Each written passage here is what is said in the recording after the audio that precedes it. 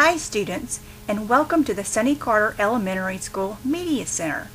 We're so excited you decided to stop in today and learn a little more about what we have to offer.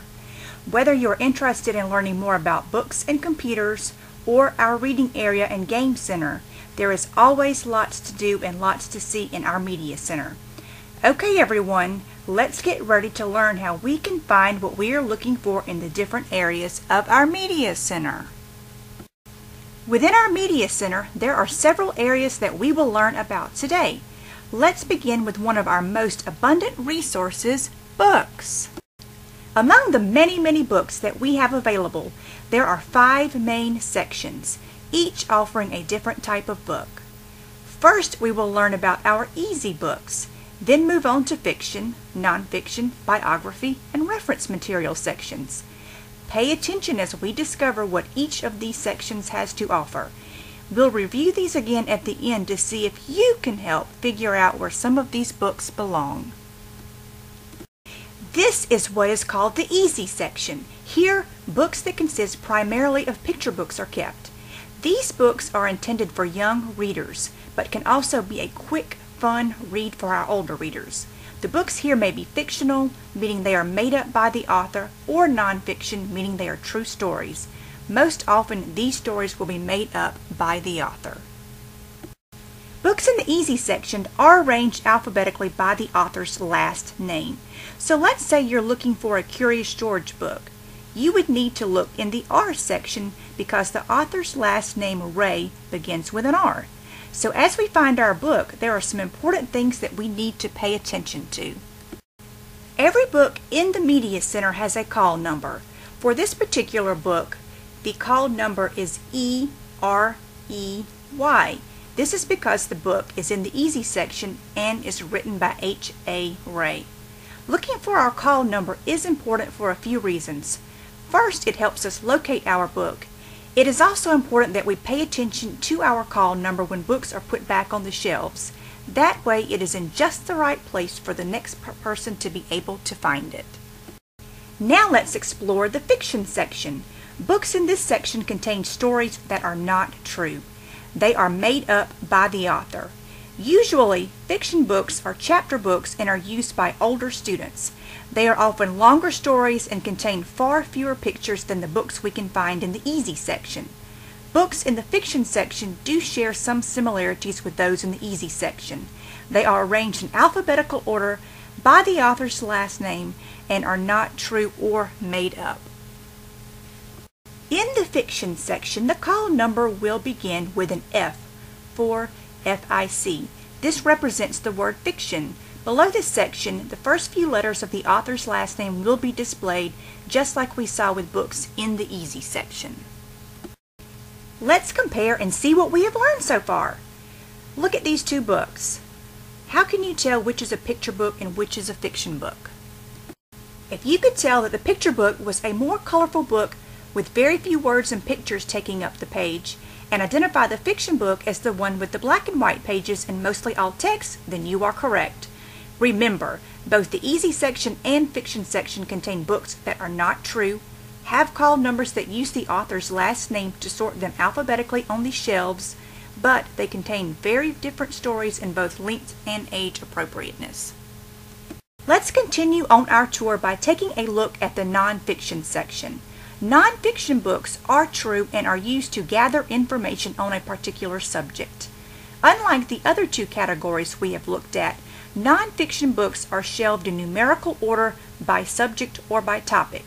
The Dewey Decimal System is used to categorize or organize books in this section by grouping them in sets of 10. To help us easily locate nonfiction books, shelf markers are used to direct our search. For example, if we were looking for a book about our school mascot, the falcon, we would look around the end of the 500 section. 590 is for animals and insects. Don't worry about not knowing what each group in the nonfiction section represents. We have a kid-friendly display set up that will help you on your way. And also, don't forget to use the shelf markers. They are a great hint to help you get pointed in the right direction. Now it is time for us to visit the biography section. A biography is a true story or someone's life. written by someone else. In this section, we will find stories about presidents and inventors, actors and athletes, and lots more people you have probably heard of. Biographies are housed within the nonfiction section, but they are all grouped together with their own call number, 921, in the Dewey Decimal System. Close to our nonfiction section, we come to our reference section. Here, you will find encyclopedias, dictionaries, and atlases and globes. These materials are very special and have to be used inside the Media Center. They are not allowed to be checked out, but are for everyone to share. Let's examine what each of these reference materials have to offer. Encyclopedias are books that span many volumes and tell us true facts and information on various subjects. The call number on an encyclopedia, like any book within the reference section, is an R or the letters R, E, F. Also, you will see that the encyclopedias are numbered and lettered. This information is used not only to keep the books in order, but also to help you find information that is of interest to you. For example, if you are looking for information on dogs, you would look for the volume that has the letter D printed on the spine. Next in our reference collection, we come across our dictionaries. Dictionaries come in all shapes and sizes. There are student dictionaries, pocket dictionaries, and subject-specific dictionaries. No matter which type you pick up, they all have a few things in common. First, words are arranged in alphabetical order. Also, the word you are looking up will usually be printed in bold with the definition to follow. In some dictionaries, pronunciation guides are used to help you figure out how to correctly say the word. We have several types of dictionaries located in our Media Center. Atlases and globes are also available within our Media Center. These are useful in looking at different places around the world. An atlas contains a group of maps, often showing different angles or views of an area. A globe is a map that is round and spins. Spin the globe, place your finger on an area to stop the spinning, and see what you've landed on. Now imagine you are taking a trip there. What do you see? You can learn about another state or country simply by knowing where it is located on the map. That completes our reference section. Now, let's review. All information found in the reference section is true, also called nonfiction. Encyclopedias, dictionaries, atlases, and globes are all found in our reference section. Reference materials are not allowed to be checked out, but are to be used within the Media Center. That completes our tour of the book sections. We have looked at easy books, fiction books, nonfiction books, biographies, and reference materials. But wait, that's not all we have in our Media Center. Let's take a look at some of the other resources we have right here at Sonny Carter Elementary School. Our Media Center also has computer workstations available for student use. Whether you are taking an accelerated reader test, looking up a book to check out, or creating a project for class, this area is always lots of fun for students. Once you have selected your book or completed your assignment, there are a few comfy reading areas throughout the Media Center that you will be able to use. Tables and colorful rugs are all places you can also spend free time reading. Also, we have some neat games in our Game Center. Be sure to check those out as well. Speaking of checking things out, we don't want to forget to visit the circulation desk to check out our book. To do this, you'll need to scan your ID card and scan your book, and then scan the barcode on the desk. Don't worry if you don't remember this order the first few times. There are directions listed at the desk, and the media specialist or media clerk are always available to help you in any of these areas.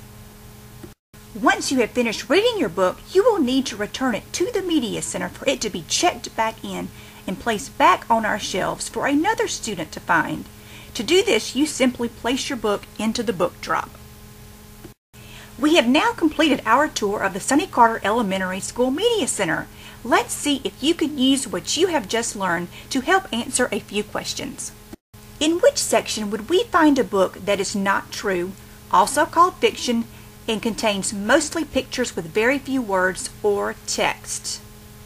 If you said the easy section, then you are correct. Let's try another one. What is the name of the special section located within the nonfiction or true section that contain stories of people's lives. If you said the biography section, then you are correct. Finally, once you have found a book you would like to read, what must you do to take it out of the media center with you? If you said, check it out, then you are correct. We hope you have enjoyed your visit to the Sonny Carter Elementary School Media Center. Please feel free to come back anytime.